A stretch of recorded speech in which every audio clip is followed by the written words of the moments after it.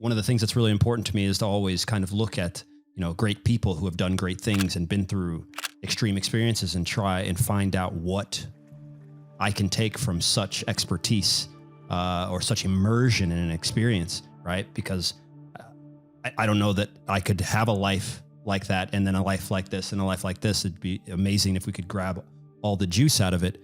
And so a lot of those central tenets and things that you learned, from mind control to meditation, stilling the, keeping the mind quiet or taming the mind and things like this. I saw a discussion that or a lecture, I could even say, that you had done on the difference and some of the nonsense that was out there on the difference between meditation, visualization, and contemplation. And I'm curious, because meditation, we've had, for instance, we had Dean Radin on, who's going to come back here in March. I know you had a discussion with him. We're very close friends, actually. We're working together on a lot of projects at the moment, he and I. Okay, such a cool guy. Yeah, such a cool guy. He's cool. Yeah. Well, and I saw you guys discussing one of the cool things about meditation and Dean is what he's trying to do and to try to in a sense validate it for some of the people and just for science in general and all the things that you can do.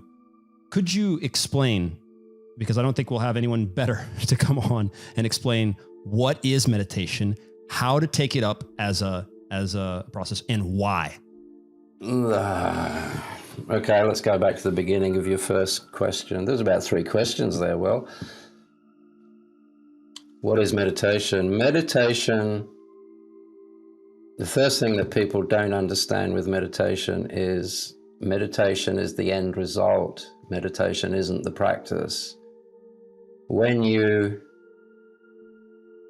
have trained yourself and got to the point where you can sit in the center of your mind and have the torrents of emotions and feelings and thoughts and all of the stuff that happens in people just to go on around inside your head, but you sit there and you're not responding to it, you're not jumping into your emotions, you're not jumping into beliefs, you're not jumping into any of that, you're just absolutely still and at peace. You're in what's called the original mind at that point. That's reaching the state of meditation. The years or the months or however long it takes you to get there, that's not meditation. That's aiming towards meditation. So the difference between knowing that as opposed to thinking that you're meditating when you're sitting there practicing is most people think that they're meditating and they will just sit there thinking that they're meditating. Even, it still quietens the mind, it still quietens the heart, don't get me wrong, when you sit down and calm yourself and be, what do they call it these days? Being mindful. But that's not meditation. So most people will stop trying to go further because they already think they're meditating. Once you realize meditation is actually the end result, that's a whole different mindset, and you will try harder, you will push further, you will go deeper. But if you think that sitting down and just stilling your mind there for a little while is meditation, you won't try and take it to its nth degree, basically. So that's one trap. Meditation, I get into trouble for this, but already know what I'm going to say. People, when they tell you that you're going to go on a guided meditation, that's when you walk away straight away because they don't know what they're talking about. I shouldn't say that, let me reiterate. They're using the wrong terminology. That should get me out of a little bit of trouble. They're using the wrong terminology.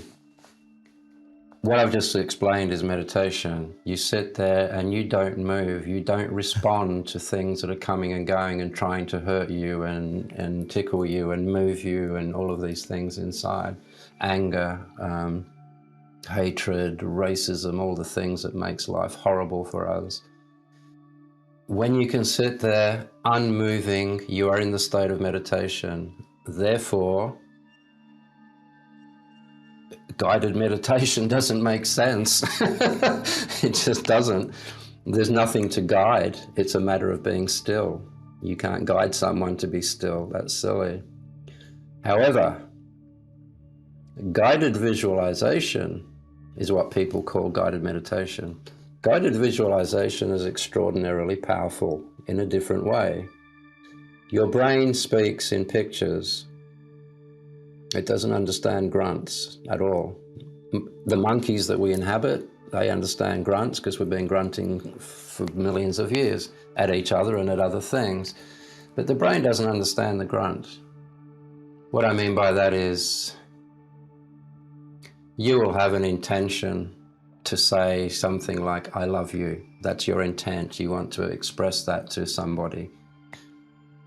You already feel it in your intention before your brain turns it into a picture. Your brain can't understand invisible things. It has to put a picture around it to know what it is. So you think something, so you intend something, that intention arrives in the brain.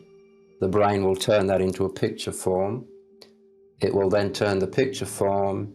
Another part of the brain will then turn that picture into an appropriate grunt. But your brain doesn't understand. What your brain's doing is, okay, there's the picture. The appropriate grunt is cup, we'll say. And it'll go cup. That's all it knows, how to turn pictures into grunts. It doesn't put those grunts into a sentence, and it doesn't understand it. This is why you have people sitting there doing affirmations year in and year out, and they're still sitting there 10 years later. They feel better, but whatever it is that they wanted to manifest isn't manifesting. If it does, it's coming from their pure intention. So the brain understands pictures. That's its language. And this is why visualization works and affirmations don't work as well. Are you familiar with there's a New Thought author. His name was Thomas Troward. Ooh, rings a bell. Have you heard that name before? Okay. Well, you may have come across the name because he's influenced so many of the future New Thought movement authors. And his magnum opus, I believe, and you know what, I have his book and I can't quite remember. I think it was The Door Lectures is what it's called. And in essence, if I could put his whole central theme on, he becomes remembered as the guy who helps to teach and influence the people from The Secret, the movie The Secret, the book The Secret, and manifestation for our generation, let's say. And the central theme behind it, you just mentioned meditation brings you to that one mind, the original mind. And what was so important to his thesis was that your manifestation ability, or your ability to create what you want in the world, was completely correlated to your realization that you are the original mind, or the one, or the central spirit, the all-encompassing God, essentially.